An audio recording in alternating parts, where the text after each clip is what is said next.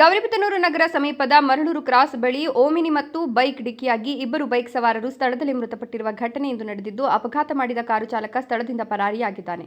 ಗೌರಿಬಿದನೂರು ತಾಲೂಕಿನ ಇಡುಗೂರು ಗ್ರಾಮದ 37 ವರ್ಷದ ನಾಗರಾಜ್ ಮತ್ತು ಮಿಥುನ್ ಕುಮಾರ್ ಅನ್ನೋರು ಅಪಘಾತದಲ್ಲಿ ಮೃತಪಟ್ಟವರಾಗಿದ್ದು, ಇವರು ದೊಡ್ಡಬಳ್ಳಾಪುರದ ಹೋಮ್ ಮ್ಯಾಟ್ರಿಕ್ ಕಂಪನಿಯಲ್ಲಿ ಕೆಲಸಕ್ಕೆ ಹೋಗ್ತಿರುವಾಗ ಅಪಘಾತ ಸಂಭವಿಸಿದೆ ಅಂತ ತಿಳಿದುಬಂದಿದೆ. ಇನ್ನು 23 ವರ್ಷದ ಮಿಥುನ್ ಕುಮಾರ್ ದೊಡ್ಡಬಳ್ಳಾಪುರ ಸಮೀಪ ಆಟೋಮೊಬೈಲ್ ಕಂಪನಿಯ ಕೆಲಸಕ್ಕೆ ಹೋಗ್ತಿರುವಾಗ ಮರಳೂರು ಕ್ರಾಸ್ ಬಳಿ ಅಪಘಾತ ನಡೆದಿದೆ.